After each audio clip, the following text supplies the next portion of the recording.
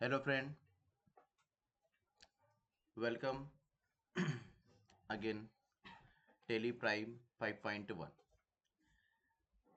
आज का Tally Prime का जो हमारा टॉपिक है वो है TDS and income tax slab. काफ़ी महत्वपूर्ण टॉपिक है आज का हमारा ये, क्योंकि आज के टॉपिक में हम दो ऐसे टैक्सेस की बात करने वाले हैं जो वर्तमान व्यापार के अंतर्गत या फिर आप जो भी व्यापार कर रहे हैं, यदि व्यापार के अंतर्गत आप टीडीएस रिटर्न करते हैं या फिर आप आईटीआर रिटर्न करते हैं, तो उसके तहत ये दोनों टॉपिक हमारे लिए बहुत महत्वपूर्ण होने वाले हैं। देखिए, हम दोनों टैक्सेशन के बारे में बात करेंगे, इनकम टैक्स के बारे में भी बात करने वाले हैं और साथ ही टीडीएस के बारे में भी आज हम बात करने वाले हैं। देखो, टीडीएस से पहले हमने जीएसटी के बारे में काफ़ी कुछ बातचीत की है, जीएसटी को देखा समझा भी है कि जो जीएसटी हमारा होता है वो किस हिसाब से हमारे व्यापार के ऊपर ऐड किया जाता है, किन आइटम से भी कितना जीएसटी कटअप होता है।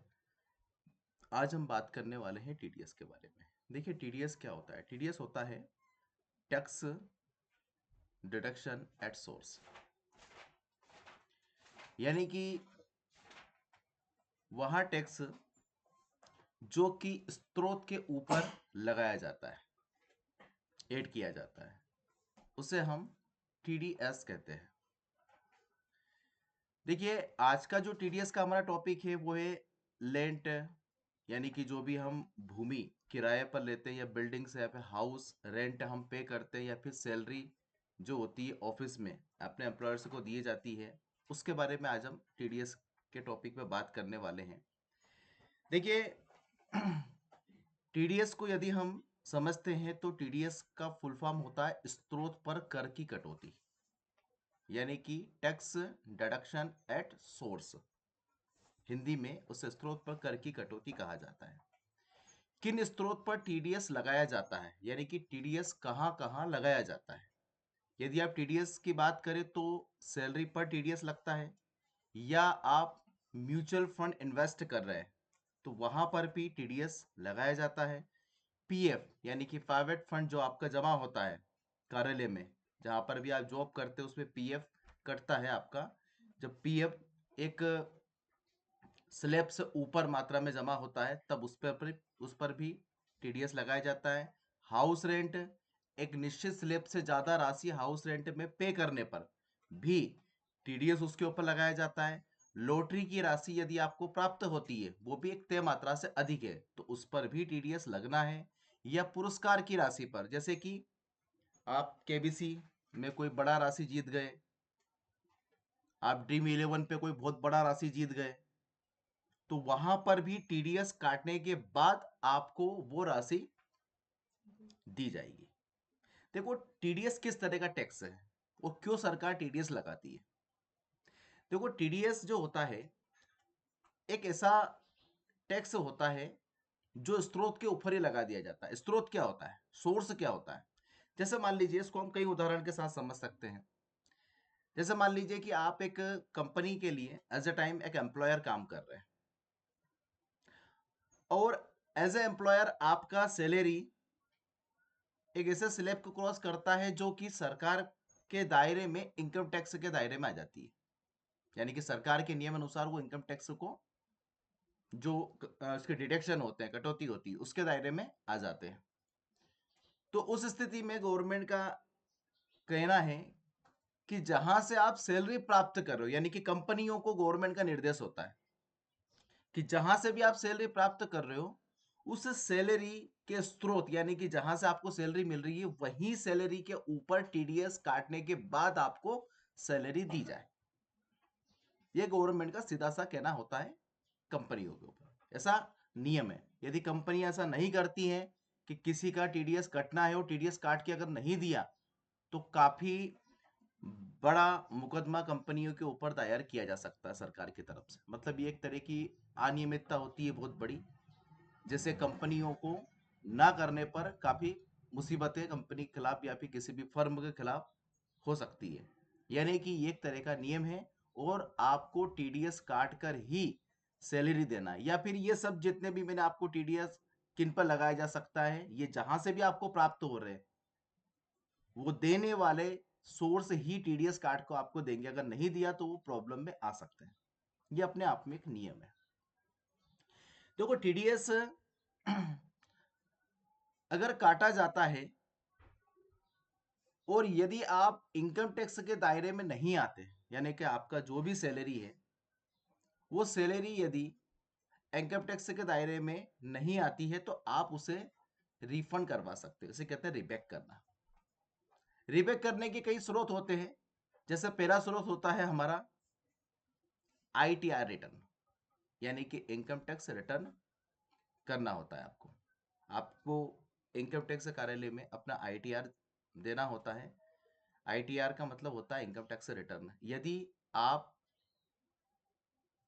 टीडीएस आपका कटा है और जितना टीडीएस आपका कटा है उतना टीडीएस की राशि आप इनकम टैक्स के अंतर्गत जमा नहीं कर पा रहे, यानी कि उतनी राशि आपके ऊपर ऐड नहीं होती है, तो आप उस राशि के अंतर्गत जितनी भी राशि आपकी इनकम टैक्स में जा रही है उस राशि को कटने के बाद बाकी की राशि आप रिफंड करवा सकते हैं। अब ये रिफंड करने का प्रोसेस क्या होता है? देखिए मान लीजिए कि आप छोटे से उदाहरण के साथ इसको समझ सकते हैं। मान लीजिए आपका सैलरी पूरे ईयर का 12 लाख रुपए होता है या 12 लाख प्लस होता है। मान लीजिए कि आपकी सैलरी एक मंथ की 1,10,000 रुपये है, क्योंकि अभी जो नई कर नीति आई है उसके अंतर्गत गवर्नमेंट का कहना है कि 12 लाख तक की राशि पर हम आपसे टैक्स नहीं लेंगे, यानी कोई भी टैक्स जो है इनकम टैक्स 12 लाख की राशि तक आप पे ऐड नहीं किया जाएगा, उसमें छूट दी गई है। अब मान लीजिए कि आपका जो टोटल सैलरी होता है वो पर मंथ के हिसाब से हम देखें तो 1,10,000 रुपये होता है। ईयर के हिसाब से हम देखें तो 12,12,000 रुपये वो सैलरी टोटल आपका होता है, यानी कि इस हिसाब से आप इनकम टैक्स के दायरे में आ जाते हो। और सरकार का कंपनियों पे कहना है कि अगर 12 लाख या एक निश्चित तय राशि से ऊपर यदि आप किसी को सैलरी दे रहे हैं या कोई भी रकम आप किसी भी व्यक्ति को दे रहे हैं, चाहे वो हाउस रेंट के लिए यानी कि आप किराए पे चुका रहे हैं या सैलरी पर किसी को दे रहे हैं या म्यूचुअल फंड की एक बहुत बड़ी राशि आप किसी को ट्रांसफर कर रहे हो, तो आप टीडीएस काट के उसे दो। तो देखो कंपनी तो नियमानुसार टीडीएस काट के ही आपको सैलरी देगी। यानी कि यदि छोटा सा उदाहरण ले लेते हैं, यदि आपका सैलरी 1 लाख रुपए है और उस पर 10% टीडीएस काटा गया। अब 10% भी टीडीएस कब कटेगा? जबकि आप एज ए एम्प्लॉयर अपनी कंपनी के पास अपने पैन कार्ड के रजिस्ट्रेशन नंबर कंपनी को देते हैं तो 10% कटेगा। यदि विदाउट पेन यदि आप उस राशि को देखें तो वो सीधा 20% हो जाता है। फिर 20% टीडीएस काट के वो आपको देंगे। यदि 10% टीडीएस कटा है तो यानी कि विथ पेन, यानी कि पेन के साथ में वो टीडीएस 10% कटेगा। तो 10% टीडीएस यानी कि काट के वो देंगे, यानी कि 90,000 रुपए की राशि वो आपको ट्रांसफर करेंगे 1 लाख की सैलरी में से। 10,000 रुपए का टीडीएस वो इनकम टैक्स ऑफिस को फॉरवर्ड कर देंगे आपके नाम से कि हमने इस व्यक्ति का टीडीएस काट कर आपको दिया है, बाकी की सैलरी हमने उनके अकाउंट में डाल दी। इसका एक सर्टिफिकेट भी इशू करना होता है उन्हें हर मंथ, जिससे कि एम्प्लॉयर से कोई पता चल जाए कि मेरी 1 लाख की सैलरी में से ये डिडक्शन हुए थे और ये मेरा अलाउंस है, ये जो मुझे मिले हैं।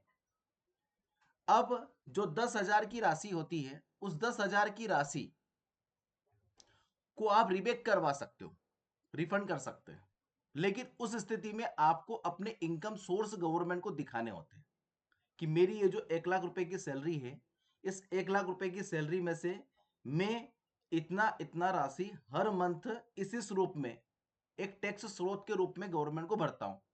जैसे अब उसके रिबेक के कई ऑप्शन होते हैं। यदि आपने कोई एलआईसी का पॉलिसी ले रखा हो, आप ऑल ओवर ईयर की बात कर लो, मंथ की बात मत करो, पूरे ईयर की बात कर लो, यानी कि जब, क्योंकि आईटीआर साल में एक बार ही आपको देना होता है, हर मंथ नहीं जाता है जीएसटी की तरह।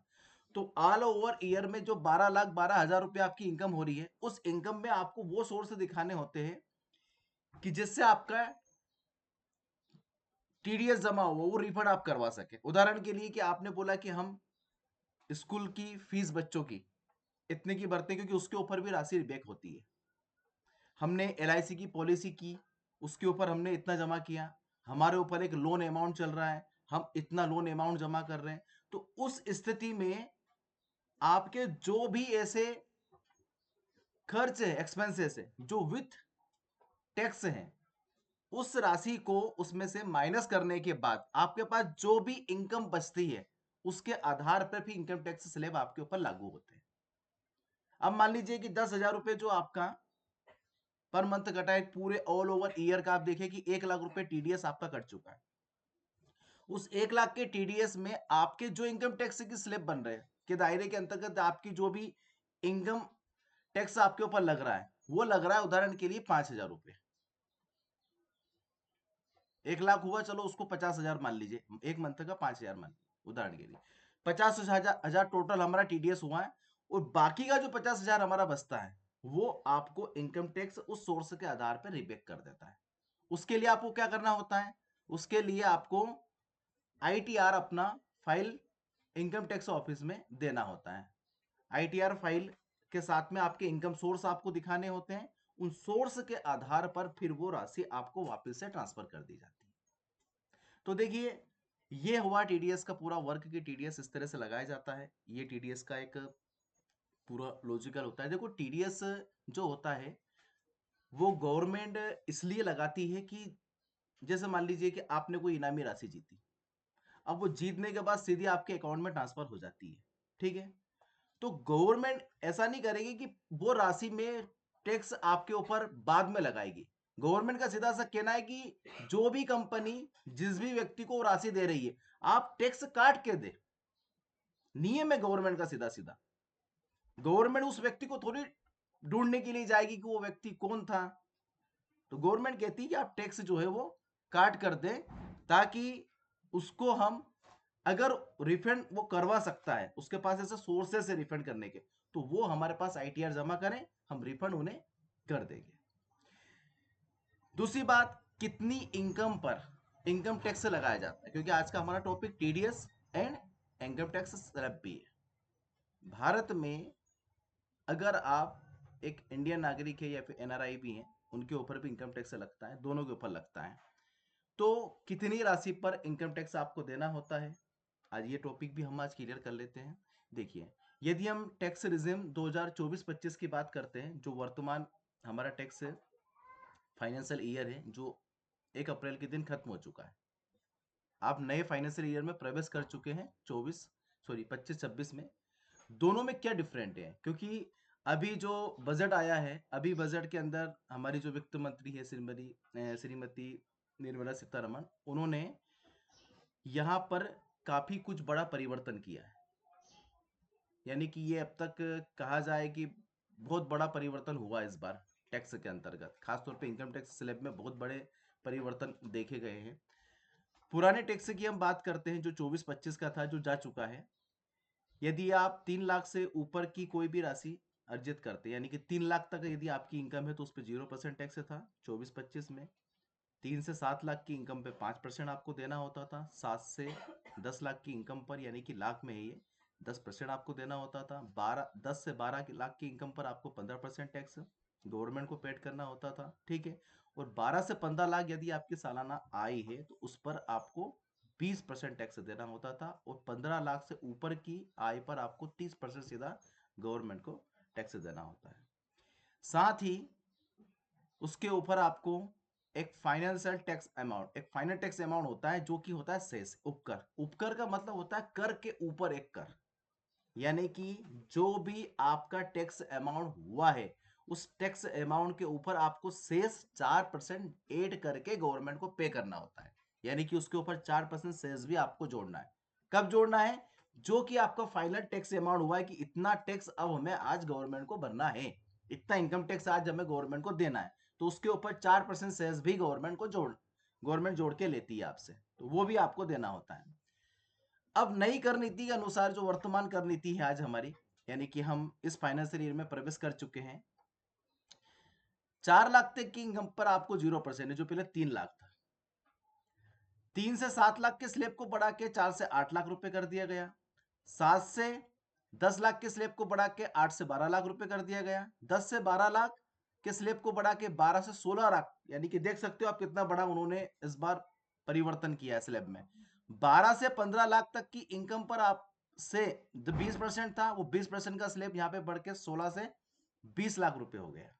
साथ ही 15 से ज्यादा था 30%, जो कि 20 से 24 तक की इनकम पर 25%, क्योंकि 25% वाला यहाँ पे स्लैब ही नहीं है, लेकिन इस बार 25% स्लैब डाला गया है, एक स्लैब आपको बढ़ रहा है।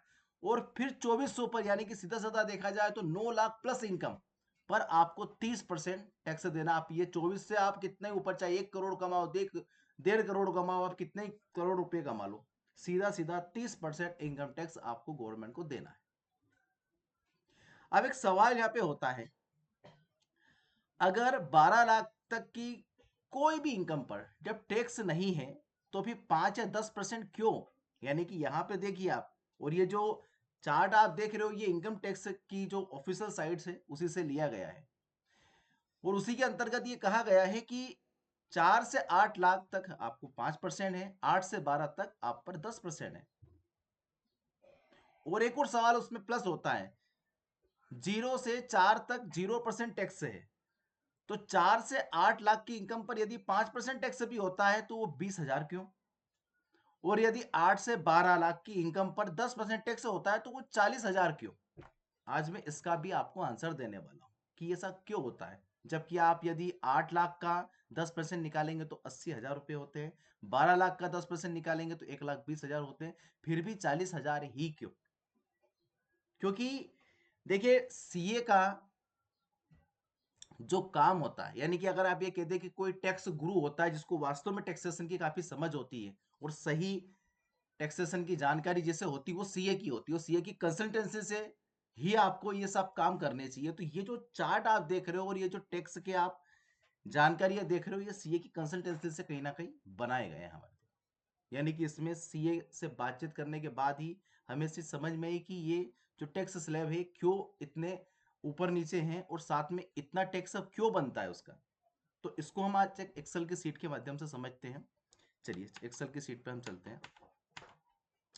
देखिए ये हमारा एक्सेल सीट है और इस पे थोड़ा सा समझने वाली बात है कि जब कहा गया कि नई टैक्स नीति जो 25-26 वित्त सत्र में लागू हो गई है, उसके अंतर्गत 4 लाख की इनकम पर 0% टैक्स आपको देना है। ठीक है, 8 लाख या 4 से 8 लाख की इनकम पर, यानी कि 4 से 8 लाख, यानी कि जो बीच का 4 लाख रुपए बचता है उसमें सीधा 5% टैक्स आपको गवर्नमेंट को देना निकलता है। तो देखिए थोड़ा सा समझने वाली बात है, यदि आपकी इनकम सेकंड स्लैब में आके 8 लाख रुपए हो जाती है तो गवर्नमेंट का कहना है कि 4 लाख तक की इनकम पर कोई टैक्स आपको नहीं पे करना है। आपको जो टैक्स पेड करना है वो टैक्स आपको करना है अगले 4 लाख की इनकम पर, यानी कि इस 8 में से पिछले 4 लाख को आपको माइनस करना होगा। तो बचेगा कितना हमारे पास? सिर्फ 4 लाख रुपए की राशि बचेगी। ठीक है, वापस समझ लीजिए कि जो 4 लाख तक का छूट है हमें, वो 4 लाख तक की छूट जो है आपकी, वो आपके 8 लाख में से माइनस होगी। बचेगी जो राशि 4 लाख रुपए, उसके ऊपर आपको गवर्नमेंट को 5% टैक्स देना होगा। 4 लाख का 5% आप निकालेंगे तो 20,000 रुपए का राशि आपका निकल के आएगा। समझ में आया? अगली चीज पे चलते हैं। अब यहां थोड़ा सा एक समझने वाली बात है कि 12 लाख की इनकम तक आपको 10% टैक्स देना है। 8 से 12 लाख की इनकम के बीच की बात है। अब देखिए ये एक स्लेब है, इसको जरा समझिए कि 8 से 12 लाख की इनकम पर, यहां पर था 4 से 8 लाख की इनकम पर, यानी कि आप जब थर्ड स्लेब में प्रवेश करते हो तो 8 लाख की इनकम के ऊपर आपको 10% टैक्स गवर्नमेंट को देना है। यानी कि स्लेब नंबर 1, 2 एंड 3 में आप प्रवेश करते हो तो यहां पर सिर्फ 40,000 टैक्स क्यों बनेगा, उसको भी जरा समझ लीजिए आप। मान लीजिए कि आपकी टोटल इनकम 12 लाख रुपए पर ईयर, यानी कि ये जो टैक्स लगता है ये एनुअल इनकम पर लगता है, यानी कि ऑल मंथ ऑफ ईयर की इनकम है, ये किसी एक मंथ की इनकम पर नहीं लगा रहे गवर्नमेंट। इनकम टैक्स हमेशा एनुअल इनकम पर लगाया जाता है, पूरे सालाना इनकम पर। एक साल एक माह की इनकम पर नहीं लगाए, जीएसटी हर महीने आप रिफंड कर देते हो, लेकिन ये सालाना होता है एक साल में। तो पूरे साल की आपकी इनकम 12 लाख रुपए है, तो इस पर सिर्फ 40,000 टैक्स क्यों बनेगा? अगर आप 8 लाख का भी 10% निकालेंगे तो 80,000 होते हैं। 9 लाख का कितना होता है भैया? 90,000 रुपये होगा। 10 लाख होगा तो 1 लाख हो जाएगा भैया। ठीक है, काफी बड़ा टैक्स, फिर भी 40,000 क्यों बनता है उसको भी समझ लीजिए। देखो फर्स्ट स्लैब में क्या बोला गया था कि 4 लाख तक की आपको छूट है, तो 12 लाख की जो राशि है उसमें से आप 4 को माइनस कर दीजिए, हो गया माइनस। अगले स्लैब में जब आप आए थे तो 8 लाख की जो आपकी राशि बन रही थी उसमें से आपने 4 लाख को माइनस किया। ठीक है, और उस 4 लाख का टैक्स आपने 5% के हिसाब से गवर्नमेंट को दिया, 20,000 रुपये दिया। ठीक है, तो ये 4 भी माइनस हुआ क्योंकि आप 5% के हिसाब से टैक्स दे चुके हैं। ठीक है, अगला 4 जो बचता है यानी कि उसके 3 हिस्से कर दिए गए। पहला 4 ये था, दूसरा 4 ये, और तीसरा वाला फोर्थ हमारे पास जो आया वो ये आया। अब हमारे पास सिर्फ 4 लाख रुपए की राशि बचती है। पहली 4 लाख रुपए की राशि छूट में चली गई, दूसरी 4 लाख रुपए की राशि पे हमने 5% गवर्नमेंट को पेड किया। ठीक है, और तीसरी 4 लाख रुपए की राशि पे हम 10% गवर्नमेंट को अब देंगे। यानी कि आप जो आज टैक्स भरने वाले हो, यानी कि आप यदि आप इस स्लैब में एंटर भी कर चुके हैं तो उस स्थिति तक आपको 40,000 रुपए का टैक्स ही देना है। यानी कि एक 12 लाख की इनकम तक आपको यदि कोई टैक्स पेड करना है तो वो सिर्फ 60,000 रुपये आपको टैक्स पेड करना है। बहुत सारे लोग गलत फहमी में क्या करते हैं, अरे मेरा तो इतना 8 लाख रुपए हो गया तो मुझे 5% देना पड़ेगा, बहुत हो जाएगा भैया 5%। ठीक है, मेरा तो 12 लाख हो गया, 10% देना पड़ेगा, मुझे तो 1,20,000 रुपये टैक्स देना पड़ेगा। ऐसा नहीं होता है, ये इस तरह से इनकम टैक्स निकाले जाते हैं, क्योंकि ये बहुत गलत फहमी दिमाग के अंदर होती है। लेकिन कंसल्टेंसी आप सीए से करेंगे तो वो आपको सही रूप से एक्सप्लेन करके वो चीजें समझाएगा। लेकिन नई कर नीति में एक बात है कि 12 लाख तक की कमाई पर कोई भी टैक्स आपको नहीं देना है। फिर ये स्लैब क्यों दे रखे, देखिए जो नई कर नीति है उसमें एक बात क्लियर मेंशन है कि किसी भी सैलरी पेड इनकम पर 12 लाख तक की राशि पर आपको कोई कर नहीं देना। सैलरी पेड इनकम की बात की गई है, यानी कि आप एक एम्प्लॉयर से है और आप एज ए एम्प्लॉयर 12 लाख रुपए पर ईयर कमाते हैं तो वहां पे गवर्नमेंट आपसे किसी भी प्रकार का टैक्स नहीं लेगी। अगर आप as a salary paid income नहीं ले रहे हैं और कोई सोर्स आपका इनकम का है, कोई व्यापारिक सोर्स है या फिर और कुछ भी उसमें हो सकता है, वहां आपके ऊपर ये स्लैब लागू हो सकते हैं। ठीक है, तो ये भी समझने वाली बात है कि सैलरी पेड इनकम पर आपको 12 लाख रुपए तक की छूट मिलेगी। यानी कि ये 60,000 रुपए यदि आप सैलरी पेड इनकम है तो आपको गवर्नमेंट को पेड नहीं करना है। ठीक है, अब एक सवाल उठता है कि यदि आपकी इनकम 12 लाख से क्रॉस कर जाए, उदाहरण के लिए 12,10,000 रुपए हो जाए, तो क्या हमें 12,10,000 का पूरा टैक्स गवर्नमेंट को देना है? जी हाँ। और उसका टैक्स बनेगा कितना? देखिए उसके अंदर भी समझने वाली बात है कि यदि आपकी इनकम 12 लाख प्लस हो गई, 12,20,000, 30,000, 40,000, 75,000, तो उसमें गवर्नमेंट की एक लाइन होती है कि गवर्नमेंट हमेशा आपकी जो कुल टैक्स राशि होती है उसमें से 75,000 रुपए माइनस करके चलता है। यानी कि इस राशि को वो क्या मानेगा, 3,25,000 रुपए। किस स्थिति में वो उसको 75,000 रुपए कम करके चलते हैं कि भैया आपके कुछ एडिशनल खर्च हो सकते हैं तो हम इसको एक हिसाब से कम करके चलते हैं। ठीक है, तो वो उस स्थिति में आपसे पूरे 12 लाख जो हो रहे हैं वो टैक्स का जो स्लैब जो होता है वो आपका कितना बनने वाला है, 61,500 रुपए बनने वाला है। क्यों बनने वाला है उसको भी आप समझ लीजिए। आपको ये बात अच्छे से पता है कि 12 लाख तक की इनकम पर 60,000 रुपए सिर्फ टैक्स हमें गवर्नमेंट को देना है। आपकी राशि में जो भी बढ़ोतरी होती है 12 लाख प्लस 10, 20, 30, 40, 50, ठीक है, यानी कि यहां पे आ जाइए आप फोर्थ स्लैब में प्रवेश कर जाएंगे। फोर्थ स्लैब में 12 से 16 लाख तक की इनकम पर 15% टैक्स है। तो 12 प्लस की इनकम पर जितना भी आपकी इनकम हो रही है, चाहे वो 13 लाख रुपए हो रही है, उस 1 लाख रुपए की राशि पर या 10,000 रुपए की राशि पर प्लस इनकम जो भी हो रही उस पर ही 15% टैक्स आपको गवर्नमेंट को देना है। यानी कि 12 लाख तक की राशि पर आपको सिर्फ 10% ही देना है, 12 प्लस की राशि पर आपको 15% टैक्स देना है। तो यदि आपकी इनकम 12,10,000 रुपए हो जाती है तो उस स्थिति में आपका टोटल इनकम टैक्स बनेगा 61,500 रुपए। क्यों? क्योंकि जो 10,000 है उसका 15% यानी कि 1,500 रुपए आपको निकाल के यहाँ पे ऐड करने पड़ेंगे और इसमें किसी भी प्रकार का कोई डिडक्शन नहीं होगा। अब ये 61,500 आपको गवर्नमेंट को पेड करना ही पड़ेगा। यदि आप कोई ऐसा सोर्स लगाते हो, जैसे मैंने आपको बताया कि यदि आप डिडक्शन सोर्स लगाते हैं, उस डिडक्शन सोर्स में आपका इनकम टैक्स यदि घट जाता है या ये राशि कम हो जाती है, तो आप इस टैक्स के दायरे से बाहर आ सकते हैं। ठीक है, ये रहा टीडीएस और ये रहा इनकम टैक्स। किस हिसाब से इनकम टैक्स की राशि पर लगाया जाता है और टीडीएस किस हिसाब से हम किसी चीज के ऊपर ऐड करते हैं। आज का जो हमारा टॉपिक है, आज हम ये देखने वाले हैं कि ये इनकम टैक्स और टीडीएस, ये दोनों का जो वर्क है, ठीक है, यानी कि जो टीडीएस का जो वर्क है वो हम टेली के अंदर कैसे करते हैं। उदाहरण के लिए एज एक हम एक कंपनी है, हम अपने एम्प्लॉयर्स को टीडीएस काट के सैलरी दे रहे हैं, या एज ए कंपनी आप अपने हाउस ओनर या फिर जो भी कंपनी का ओनर है, अगर वो अपनी जो भी कंपनी है वो किसी रेसिडेंशियल मतलब कह सकते हैं कि मल्टी के अंदर चला रहा है, भैया उसका हर महीने हमें रेंट पे करना होता है, तो रेंट पर भी यदि आप काम कर रहे हैं तो रेंट काट कर, यानी कि रेंट पर टीडीएस काट कर आप कैसे अपने हाउस ओनर को वो हाउस रेंट पेड करेंगे। तो हम चलते हैं, एक नई कंपनी यहाँ पे क्रिएट कर लेते हैं। यहाँ पे हम देंगे टीडीएस ऑन रेंट। ठीक है, ये 2 के नाम से कंपनी में बना लेता हूँ क्योंकि पहले कंपनी बनी हुई है। ठीक है, यहाँ पे आ जाइए। यहाँ पे थोड़ा सा आपको फाइनेंशियल ईयर 1/4/2025 सॉरी 25 करना होगा। ठीक है, यदि क्योंकि डेट चेंज हो चुकी है ईयर की। ठीक है, दूसरी बात, आज हमें जीएसटी का कोई भी वर्क नहीं है।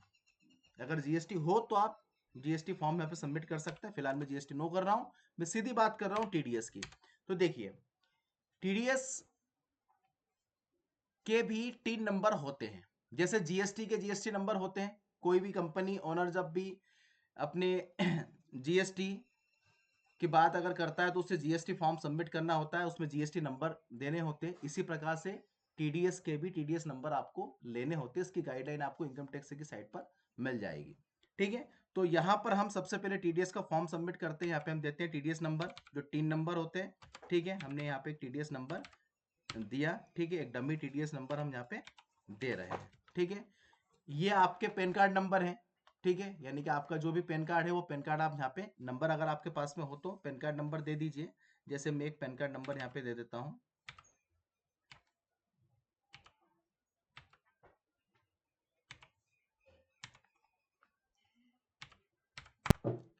ठीक है, एज ए कंपनी डिक्लेरेशन आपका क्या है भैया, एज ए कंपनी वो आप एक वर्क यहाँ पे कर रहे हैं। ठीक है, आपका जो भी डिवीजन एरिया लगता है, उज्जैनी लगता है हमारा।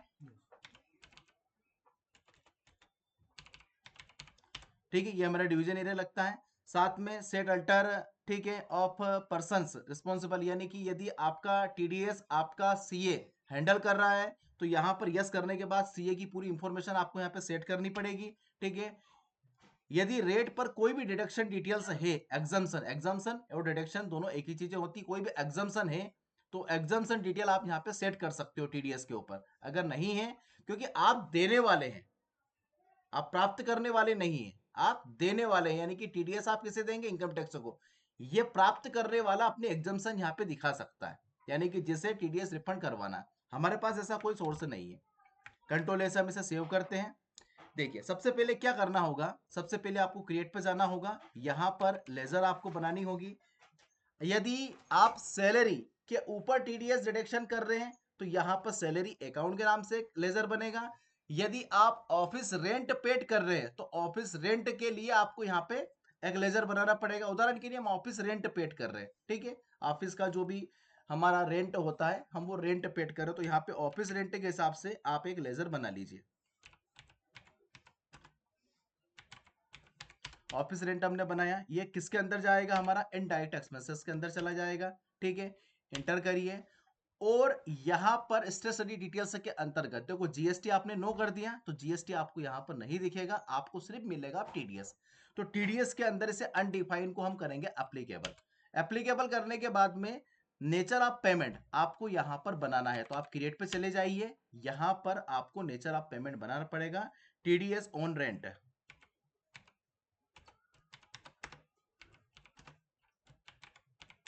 टीडीएस ऑन रेंट हमने क्यों दिया, क्योंकि देखो टीडीएस मैंने आपको बोला कई तरह से लगाए जा सकते हैं। सैलरी पर भी लगता है, यदि आप रेंट पेड कर रहे हैं तो रेंट पर भी लगेगा। ठीक है, तो यहां पर हमने इसको नाम दिया टीडीएस ऑन रेंट। अब यहां पर किस सेक्शन के अंतर्गत टीडीएस लगाया जाता है? देखिए, जैसे कि हमने देखा कि टीडीएस जो होता है वो अलग अलग प्रकार से लगा, जैसे कि यहाँ पे लिखा हुआ है कि सैलरी पर भी लगता है, म्यूचुअल फंड पर भी लगता है, पीएफ पर भी लगता है, हाउस रेंट पर भी लगता है, लॉटरी पर भी है, पुरस्कार की राशि पर भी। तो ये सब अलग अलग सेक्शन के अंतर्गत आते हैं, यानी कि इनकी धाराएं अलग अलग हैं। तो यदि आप जिस भी रूप में टीडीएस पेड कर रहे हैं तो उसकी धारा क्या है? अगर आप रेंट पेड कर रहे हैं तो उसका 1941 ठीक है, यहां पर ये इसका सेक्शन लगेगा। यदि आप सैलरी पेड कर रहे हैं तो 192 क्या लगेगा सेक्शन इसका? 192। ठीक है, अगर आप हाउस रेंट पेड कर रहे हैं तो 1941 आपका सेक्शन यहाँ पे लगने वाला है। ठीक है, पेमेंट कोड हमारे पास नहीं है तो छोड़ दीजिए। यदि आपके हाउस ओनर के आपके पास पेन नंबर है तो उस पर 10% टीडीएस लगने वाला है, यदि पेन नंबर नहीं है तो उस पर 20% टीडीएस लगने वाला है। ठीक है, हमने इसको कंट्रोल ए करके सेव कर लिया। दूसरा हम बना रहे हैं हमारे हाउस ओनर के नाम से। किसके नाम से बना रहे हैं? हाउस ओनर के नाम से हम यहाँ पे एक लेजर बनाना पड़ेगा, क्योंकि जिस हाउस ओनर को आप अपना रेंट पेड करेंगे उसके नाम से एक लेजर आपको यहाँ पे क्रिएट करना पड़ेगा। हाउस ओनर कौन है आपका? किसी के भी नाम से बना लीजिए, मान लीजिए कि राजेश सोनी आपके हाउस ओनर हैं। ठीक है, एज ए सैलरी क्रेडिटर्स क्या मानना पड़ेगा आपको? उन्हें सैलरी क्रेडिटर, क्योंकि आप उन्हें पेड करने वाले हैं, तो सैलरी क्रेडिटर के अंडर अरेम रखेंगे। ट्रांजेक्शन बाय ट्रांजेक्शन नो कर दीजिए, इसकी हमें जरूरत नहीं है क्योंकि हम उनसे कोई लेन देन नहीं कर रहे, सिर्फ देने का काम कर रहे हैं। ठीक है, टीडीएस के अंतर्गत उसे यस करना पड़ेगा। ठीक है, यहां पर आपको डिक्लेरेशन टाइप देना पड़ेगा एज ए कंपनी रेसिडेंसी। देखो ये सारे डिक्लेरेशन होते हैं इतने सारे टीडीएस के, जो टीडीएस भी कई प्रकार पे लगाया जा सकता है और कई प्रकार के डिक्लेरेशन यहाँ पे देने होते हैं। तो एज ए कंपनी रेसिडेंसी के अंतर्गत ही आएंगे। ठीक है, वाउचर सोर्स आपको यस करना पड़ेगा। यहाँ पे नीचे आते जाइए और नीचे आने पर सबसे इंपॉर्टेंट पार्ट इसके अंदर जो दे रखा है, देखो यहाँ पे लिखा हुआ है पेन इज। ठीक है, यहां पर आपको पेन नंबर कंपल्सरी रूप से देना ही है। ठीक है, ये देना पड़ेगा, तो आप अपने हाउस ओनर के पेन नंबर यहाँ पे दे दीजिए। हम एक डमी नंबर यहाँ पे दे रहे हैं। ठीक है, इंटर हमने कर दिया। इंटर करने के बाद इसे हम यस करते हैं। ठीक है, ये यस क्यों करते हैं? क्योंकि आपसे क्या पूछ रहा है? Provide PAN details. जो नाम है वो सही, मतलब जो राजेश सोनी है क्या उन्हीं के नाम से पेन कार्ड है? भैया जी हाँ, उन्हीं के नाम से। हम एक डमी पेन नंबर के साथ में इसको सेट कर रहे हैं। ये पेन डिटेल्स आपकी सही होनी चाहिए। ठीक है, 10 अंक का आपको पेन नंबर यहाँ पर देना ही पड़ेगा। ठीक है, ये कंपलसरी है। एंटर कर दीजिए, तभी टीडीएस आपका 10% कटेगा। यदि आप यहाँ पे पेन नंबर डिटेल नहीं देंगे तो सीधा 20% कट के आ जाएगा। दूसरा लेजर आपको यहाँ पे बनाना पड़ेगा टीडीएस का। टीडीएस का एक लेजर यहाँ पे बना लीजिए। ठीक है, यहाँ पे आ जाइए आप। यहाँ पे आने के बाद में इससे अंडर ग्रुप करना है ड्यूटी एंड टैक्सेस के, क्योंकि टीडीएस भी एक तरह का टैक्स है। देखो, इसके पहले यहाँ पर जीएसटी आता था, अदर आता था, लेकिन आज जीएसटी नहीं है तो यहाँ पर टीडीएस आया है। टीडीएस क्या है भैया? TDS on rent. इसका जो नेचर है वो क्या है भैया? टीडीएस का ऑन रेंट, हम रेंट के लिए टीडीएस यहाँ पे दे रहे हैं। सीधा सा कंट्रोल ए कर दीजिए, ये सारे लेजर आपके बन के तैयार हो गए। अब आपको क्या करना पड़ेगा? यहाँ पर F6 से आपको कंपनी के अंदर एक रिचार्ज करना है। पैसा होना चाहिए ना रेंट देने के लिए, तो हम यहाँ पे कैपिटल अकाउंट, अल्ट सी से कैपिटल अकाउंट,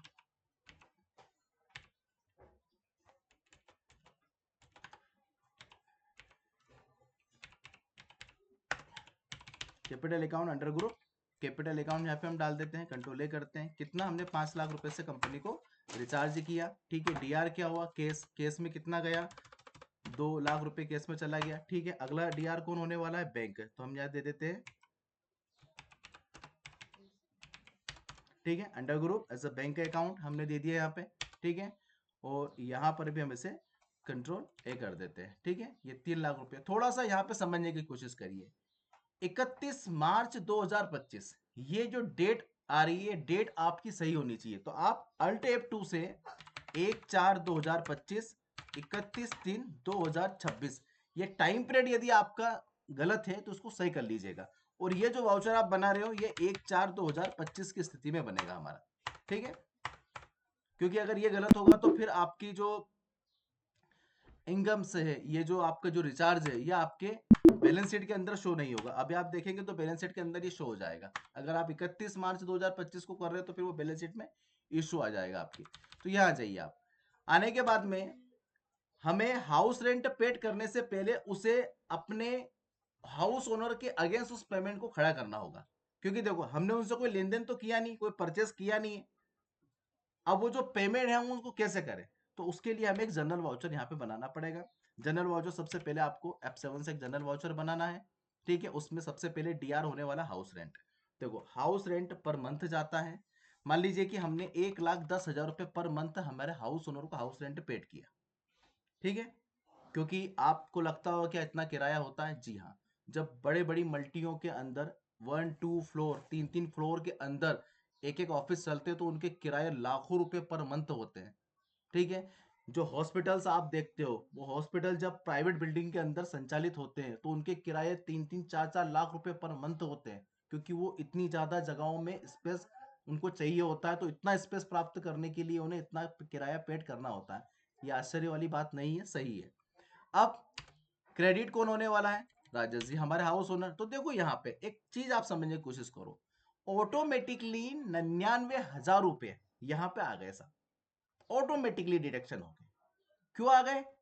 क्योंकि आपने बोला कि यदि इनके पास पेन हो तो इस पे टीडीएस 10% कट जाए। और गवर्नमेंट की गाइडलाइन क्या है कि आपको टीडीएस काट कर पेमेंट करना है। तो देखिए जब हम बात हमारे सामने वाले से 1,10,000 रुपए किराए की है, हम 1,10,000 रुपए ही ओन रेंट दे रहे हैं, हम गलत कुछ भी नहीं कर रहे हैं। लेकिन हमारे हाउस ओनर के पास टीडीएस कटने के बाद वो राशि 99,000 रुपए ही पहुंच रही है। यानी कि 99,000 रुपए की ही राशि पहुंच रही है। वो पूछेगा सर ऐसा क्यों? आप बोल दोगे सर कि जैसे गवर्नमेंट गाइडलाइन, हम जो टीडीएस आपका कटना है वो टीडीएस काट के हम आपको पेमेंट कर रहे हैं, ठीक है। क्योंकि गाइडलाइन है। इसके बाद यहाँ जाइए, बाकी की राशि किस में चली जाएगी साहब? टीडीएस के अंदर चली जाएगी ऑन टैक्स। यानी कि 11,000 रुपए उसके ऊपर टीडीएस लग गया, ऑन टैक्स हमने वो राशि दे दी, ये हमने इंटर कर दिया। अब बची 11,000 रुपए की फिलोसफी, तो उसका क्या? मैंने जैसे बताया कि यदि वो आईटीआर रिटर्न करते तो वो इस 11,000 की राशि में से अपने टैक्स काटने के बाद के जो कुछ रिफंड उनका होता है वो वापस इनकम टैक्स से ले सकते हैं, ठीक है। ये एक प्रोसेस है। इसके बाद में अगला प्रोसेस क्या है भैया? हमें हमारे हाउस ओनर को पेमेंट करना है। तो हम F5 से हाउस ओनर को पेमेंट कर देते हैं भैया। हमारे हाउस ओनर राजेश सोनी 99,000 रुपए, ठीक है, हमारा जो भी है, ठीक है। हमें उनको पेमेंट कर दिया, ठीक है। यहाँ पे हम गए, क्या पेमेंट किया भैया? केस किया या केस? चलो हमने उनको केस चाहिए था तो केस दे दो, यहाँ पे कोई इशू नहीं केस देने में भी, ठीक है। ये हमने उनको केस पेमेंट कर दिया। अब रहा टीडीएस रिफंड की बात। जो 11,000 रुपए की राशि आपके पास में है वो गवर्नमेंट को आपको देनी है। उसका एक निश्चित टाइम पीरियड होता है। देखो टीडीएस एक निश्चित राशि पर लगाया जाता है, ठीक है। तो वो आपको देना है, ठीक है। लेकिन देने से पहले हम आपसे कहना चाहते हैं कि प्लीज चैनल को सब्सक्राइब कर ले और वीडियो को लाइक करें, क्योंकि ऐसे वीडियो काफी मेहनत से हम तैयार करते हैं आप लोगों के लिए, ठीक है। इसलिए प्लीज लाइक द वीडियो। यहाँ पे आ जाइए। आपको यहाँ पर जो टैक्स जो है, अगर आप पेड करते हैं, किसी भी टैक्स को आप पेड कर रहे हैं, चाहे वो जीएसटी हो चाहे वो टीडीएस हो, ठीक है, उस टैक्स को या फिर वेट हो, कोई भी टैक्स हो, उस टैक्स को पेड करने का जो तरीका होता है पेमेंट करने का, वो कंट्रोल के साथ में कंट्रोल के साथ में एफ आपको प्रेस करना है। ऑटो फिल ऑप्शन आपके सामने नजर आएगा। इस ऑटो फिल ऑप्शन के अंतर्गत सेट पेमेंट पे आप जाइए। क्योंकि आप नॉर्मली पेमेंट नहीं कर सकते उसे, जैसे नॉर्मली पेमेंट अभी आपने किया कुछ देर पहले अपने हाउस ओनर को, इसको पेमेंट करने के लिए आपको क्या करना पड़ेगा? ऑटो फिल यानी कि कंट्रोल एच प्रेस करना है, ऑटो फिल पे जाना है। टैक्स टाइप क्या है आपका? जीएसटी है, टीडीएस है, वेट है, क्या है? हमारा टीडीएस है, ठीक है। किस टाइम पीरियड का कर रहे हैं आप? 1 मार्च से 31 मार्च तक का आप जो भी टैक्स कलेक्शन हुआ वो आप पेड कर रहे हैं, ठीक है। इसके बाद में सेक्शन क्या था? जो सेक्शन हमने दिया था उसी सेक्शन के अंतर्गत टीडीएस जा रहा है। टीडीएस ऑन रेंट के साथ जा रहा है। किसके लिए जा रहा है? उसका डिक्लेरेशन क्या है? एज अ कंपनी, ठीक है। रेसिडेंसी का है? जी हाँ, रेसिडेंसी का ही है, ठीक है। किससे जा रहा है? एज एसबीआई बैंक है। तो ये टैक्स पेमेंट करने का प्रोसेस है, चाहे वो जीएसटी हो, चाहे वो टीडीएस हो, या वेट हो, या एक्साइज ड्यूटी हो, कुछ भी टैक्स आपके पास में हो, यदि आप पेमेंट कर रहे हो तो उसका प्रोसेस इस तरह से टेली के अंदर पास किया जाता है। वो टैक्स हमेशा ऑन बैंक ही होता है, कैश कभी भी नहीं दिया जाता है। आपको बैंक के थ्रू ही ये पेमेंट किसी भी टैक्सेशन को पेड करना होता है। इसे आप कंट्रोल कर सकते हो।